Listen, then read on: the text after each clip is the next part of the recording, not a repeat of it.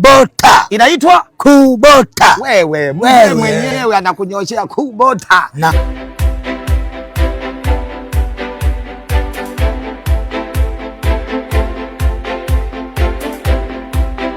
moja ya maswali mengi ambayo nakutana nayo ni watu wanaoniuliza kuhusu vifaa kwa habari ya kilimo. Unataka kuingia kwenye kilimo, unajiuliza utumie vifaa gani? Kuna watu wanatamani kununua trekta lakini wanasema uwezo wa kununua trekta hawana. Kwa ajili hiyo wanabaki, ndugu watazamaji, leo nimekuleta shambani kabisa, kwa sababu kazi yangu ni kukupa maidea. Leo nimekuleta shambani kabisa ushuhudie mashine hii hapa, inaitwa Kubota. Mwahi kusikia mtu anasema kwa habari ya Kubota? Kubota ndio hii hapa. Nisikilize vizuri, usiambiwe tu habari ya Kubota kwa kusimuliwa. Nataka nikuonyeshe, alafu nikupe tofauti ya mashine hii na nyingine zote zenye majina yanayofanana na Kubota. Kumbuka, hii inaitwa Kubota. Herufi zozote zitakazochanganyika hapo zisomeke Kubota, ujue hiyo ni feki, haitakupa matokeo haya ninayokuambia.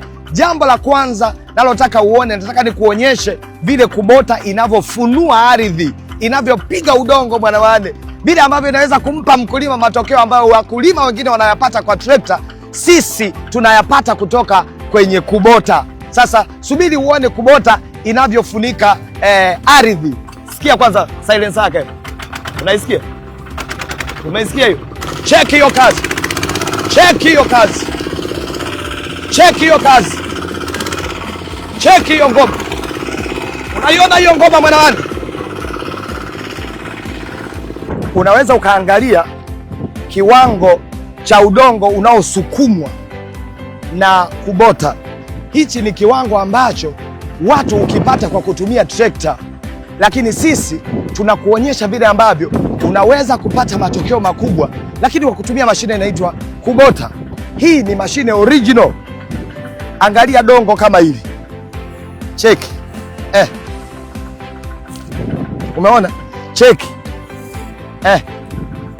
Limekatwa, linafunikwa. Yaani sio unga mwana, sio chipsi. Ngoma inafunikwa. Kwa wale wakulima wazuri wanaweza wakaelewa. Baada ya tukio hili, zoezi linalofuata ni kuvuruga. Sasa kuvuruga inakuwa rahisi kwa sababu udongo wote unakuwa umelazwa kwenye mtindo kama huu. Nimesema anytime ninapokuwa shambani ninakuwa nakupa wewe maidea. So unapotaka mashine kali kama hii, nakwambia yale malocation ambayo mimi naenda kununua vitu vyangu, nenda moja kwa moja kwa watu wanaitwa Agricom, nenda kwa watu wanaitwa Zana Bora. Ukiona kuna mtu anauza Kubota anaitwa Masanja, kimbia, toka mbio.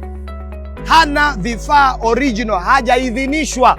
Lakini unaponunua kwa Agricom na Zana Bora, ndio dealers walioidhinishwa kwa ajili ya uuzaji wa Kubota ndani ya nchi ya Tanzania. Wana vibali, wana vyeti vyote, na utapata chombo salama, na wanaweza kukuhakikishia uhakika wa spare za mashine hizi kutoka kwao. Wako watu leo wamenunua mashine ambazo jina limebadilishwa, wanaogopa kuweka lote Kubota, kwa hiyo wanalichakachua jina. Walivyonunua hivyo vyombo vilivyoharibika, spare zake hadi hivi tunazungumza hazijapatikana.